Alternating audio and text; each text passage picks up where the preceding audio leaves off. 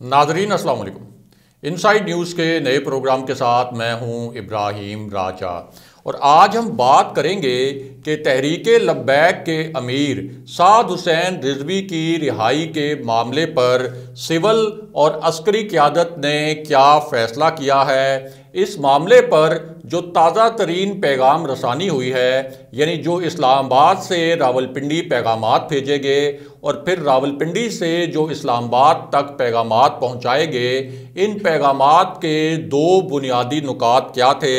अस्करी क़यादत की जानिब से तहरीक लब्बैक के धरने पर किस तरह का एक रिएक्शन आया है, ऐवान सदर में किस नोयत की गैर मामूली सरगर्मियाँ होती रहीं, उसके बाद बनी गाला में 1 घंटे तक जो कुछ हुआ उसका क्या नतीजा बरामद हुआ, तहरीक लब्बैक का लॉन्ग मार्च इस वक्त किस मकाम पर मौजूद है। इस लॉन्ग मार्च से जुड़ी जो 2 ताज़ा तरीन वीडियोज़ सामने आई हैं, इन वीडियोज़ में किस तरह के मनाजिर हैं। ISI की जानिब से प्राइम मिनिस्टर इमरान खान को किस तरह की रिपोर्ट भेजी गई और इस रिपोर्ट के बाद प्राइम मिनिस्टर इमरान खान ने क्या बड़े फैसले किए हैं। हमारे जिन दोस्तों ने अब तक हमारे चैनल को सब्सक्राइब नहीं किया, उनसे हम कहेंगे कि हमारे चैनल को सब्सक्राइब कर लें ताकि उन्हें अहम मालूमात बर वक्त मिलती रहें। अब वापस आते हैं आज के मौजू पर, यानी साद हुसैन रिजवी की रिहाई के मामले पर सिविल और अस्करी क़यादत ने क्या फ़ैसले किए हैं और दोनों जानिब से जिस किस्म की ताज़ा तरीन पैगाम रसानी हुई है, यानी इस्लामाबाद से जो ताकतवर हलकों को पैगामात भेजे गए और फिर ताकतवर हलकों से जो इस्लामाबाद को जवाबी पैगामात भेजे गए, उनके 2 फैसला कुन नुकात क्या हैं। सबसे पहले आपको एक ब्रेकिंग न्यूज़ से आगाह करते हैं और ये जो ताज़ा खबर है इसमें कुछ ताज़ा हक़ाइक़ सामने लाए गए हैं। चूँकि पैमरा ने तहरीक लब्बैक के धरने की कवरेज पर पाबंदी लगाई हुई है, इसलिए जो मेन स्ट्रीम चैनल्स हैं, यानी इलेक्ट्रॉनिक मीडिया के जो चैनल्स हैं, वो इस धरने के मुतल्लिक ये हक़ाइक़ सामने नहीं लेके आए। लेकिन अब सोशल मीडिया के ज़रिए जब ये नए इंकशाफात सामने आए तो इन इंकशाफात की अब सरकारी सतह पर तस्दीक भी की गई है। सबसे पहले आपको बताएं कि हुकूमत ने जो इस धरने के दौरान शहीद होने वाले पुलिस एहलकार थे, यानी 2 पुलिस एहलकार जब लाहौर में शहीद हुए थे जिनके ऊपर गाड़ी चढ़ाई गई थी और हुकूमत का दावा ये था कि तहरीक लब्बैक के कारकुनों की जानिब से इन पुलिस एहलकारों पर गाड़ी चढ़ाई गई। उसके बाद जो सादोकी के मकाम पर एक ASI शहीद हुए, कामोकी में भी जो पुलिस एहलकार शहीद हुए, उन शहीद एहलकारों की और जो ज़ख्मी हुए हैं एहलकार, उनकी तस्वीर अब बाज़ाब्ता जारी की गई हैं और ये तस्वीर ऐसी हैं जिनमें इन एहलकारों के चेहरों पर और इनके जो जिस्म हैं उन पर इतने गहरे ज़ख्म के निशान हैं और इतने तकलीफ़देह ये मनाजिर हैं कि इस वक्त इन मनाजिर को दिखाना भी हमारे लिए मुमकिन नहीं है कि हम अपनी स्क्रीन पर ये दिलखराश मनाजिर डिस्प्ले करें। और हुकूमत ने ये जो तस्वीरें जारी की उसका मकसद ये था कि लोगों को एक अवेयरनेस दी जाए कि इस धरने की वजह से और इस लॉन्ग मार्च की वजह से किस किस्म की तशद्दुद की सूरत हाल पैदा हो रही है। और दूसरी जानिब जो तहरीक लब्बैक के कायदीन हैं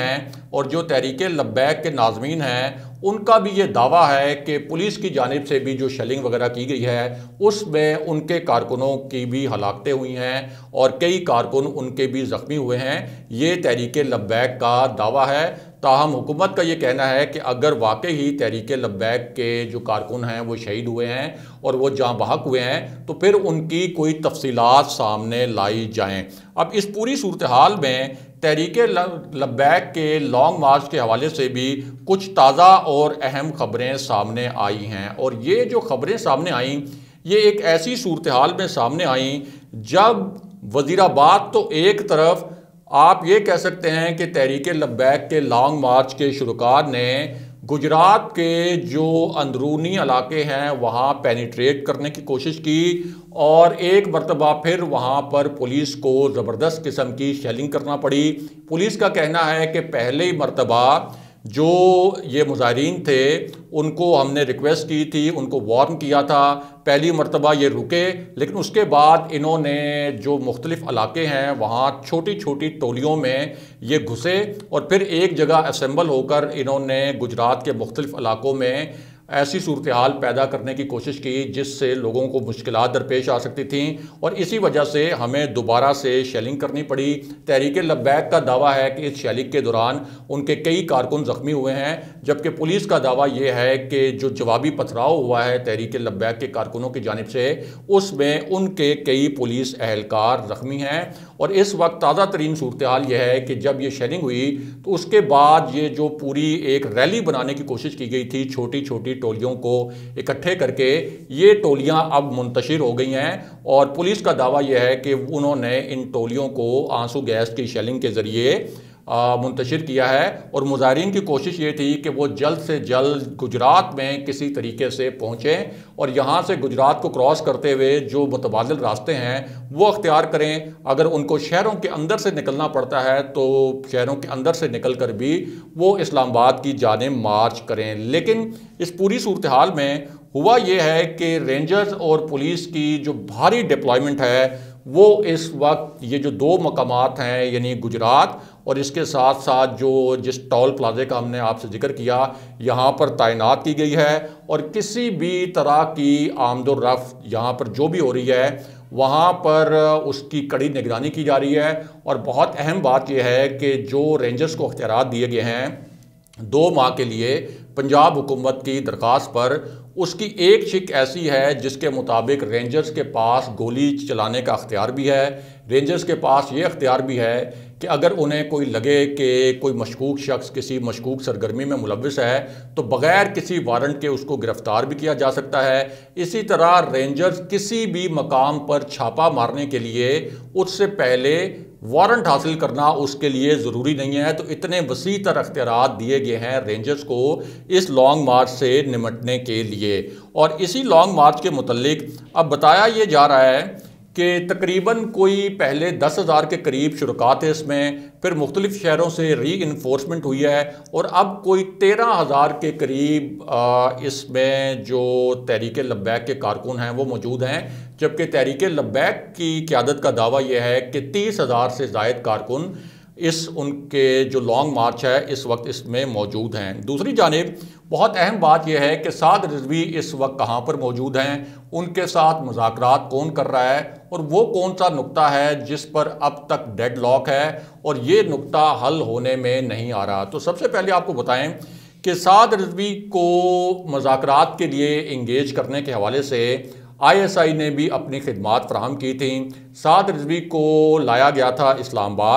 इस्लामाबाद में मुख्तलिफ सेफ हाउसेस भी हैं। इनमें से एक सेफ हाउस में साद रिजवी को रखा गया था और साद रिजवी साहब से कहा गया था कि हम चाहते हैं कि बराह रास्त हम आपसे मुज़ाकरात करें, बजाय इसके कि हम आपकी क़यादत को कोई मैसेज दें, उसके बाद वो मैसेज आप तक पहुंचाया जाए और इस दौरान कोई गलत फहमियाँ वगैरह पैदा हो जाएं। तो अच्छा ये है कि आप हमारे साथ बराह रास्त मुज़ाकरात करें। और साद रिजवी साहब के मुतल्लिक बताया गया है कि वो 36 घंटे से ज़ायद इस्लामाबाद के एक सेफ हाउस में रहे, वहाँ पर मुज़ाकरात के 3 अदवार हुए। हुकूमत की जानिब से उनसे ये पूछा गया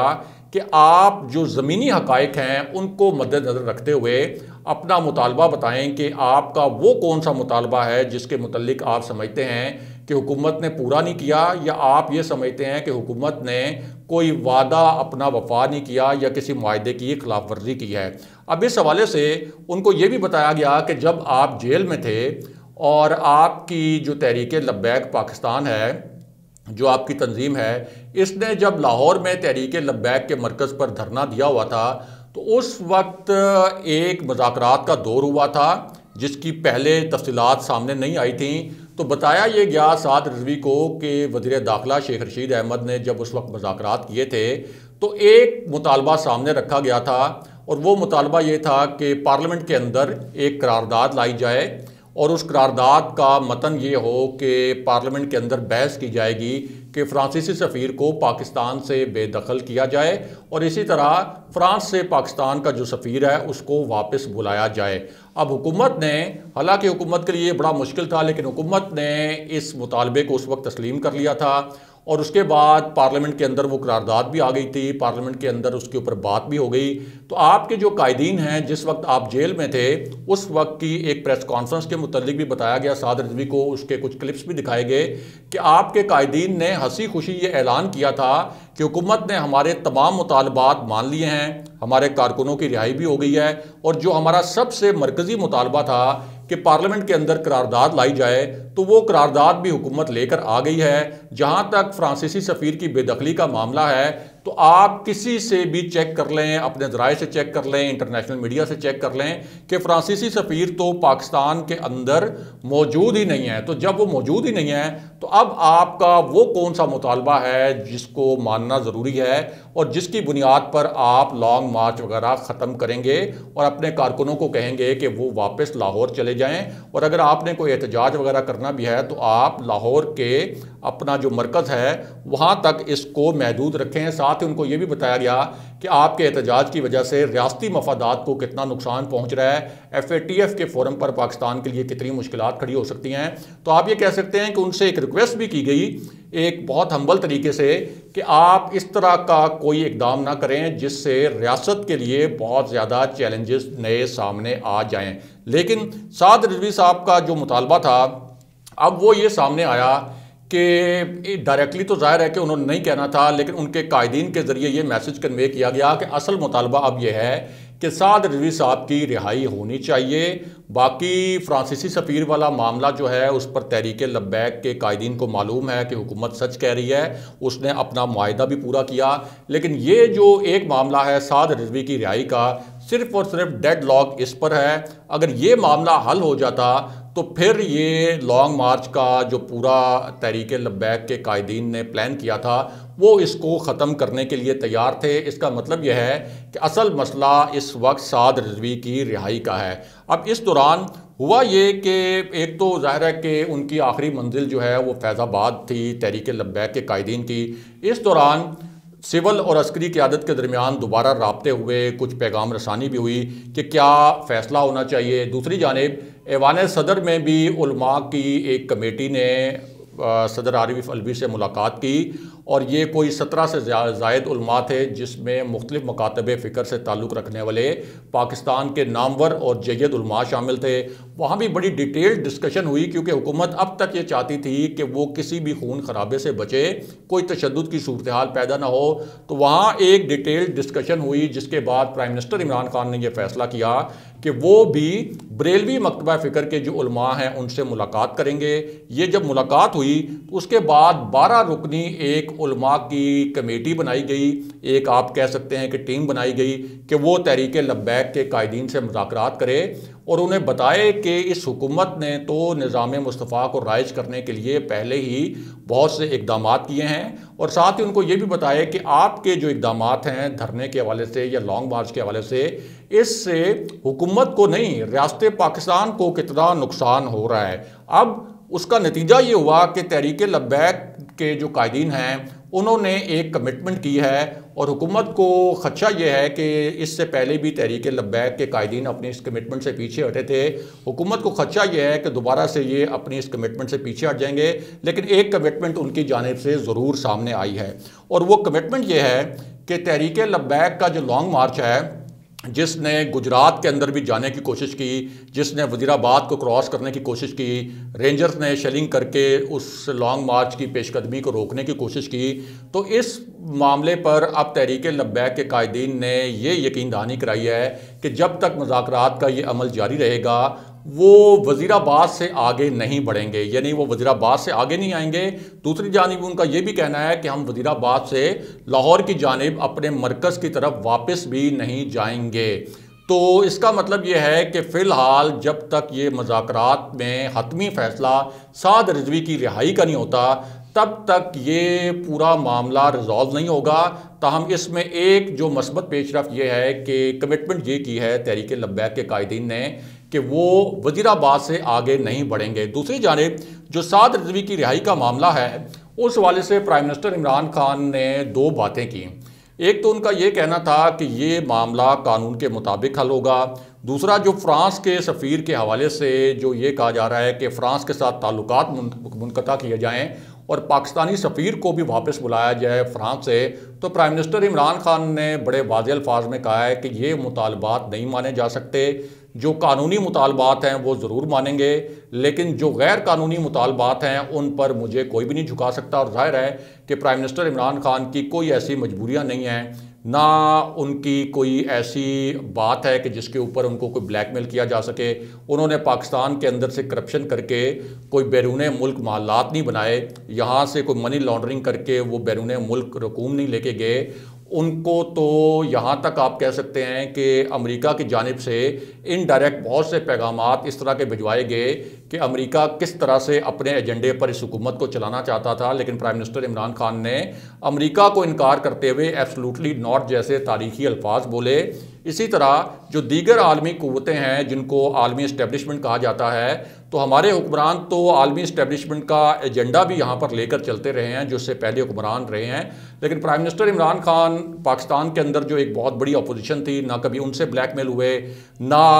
आलमी इस्टेब्लिशमेंट से ब्लैकमेल हुए। तो इस पूरी सूरत हाल में कोई ऐसी प्राइम मिनिस्टर की मजबूरी नहीं है कि उनको झुकाया जा सके। प्राइम मिनिस्टर इमरान खान का मैसेज ये है कि मैं सिर्फ ये चाहता हूँ कि तशद्दुद की सूरत हाल पैदा ना हो, कोई पाकिस्तानियों का बड़ा जानी नुकसान ना हो, लेकिन अगर कोई ये समझता है कि मुझे कोई ब्लैकमेल कर लेगा, मुझे कोई झुका लेगा और ब्लैकमेलिंग के ज़रिए रियासती मफादात को नुकसान पहुँचाएगा, तो मैं ये नहीं होने दूंगा। और जो गैर कानूनी मुतालबात हैं वो किसी सूरत में नहीं मानूंगा, और अगर तहरीक लब्बैक इन गैर कानूनी मुतालबात पर डटी रही तो उसके बाद इनके खिलाफ सख्त तरीन एक्शन किया जाएगा। अगले प्रोग्राम तक के लिए खुदा हाफिज़।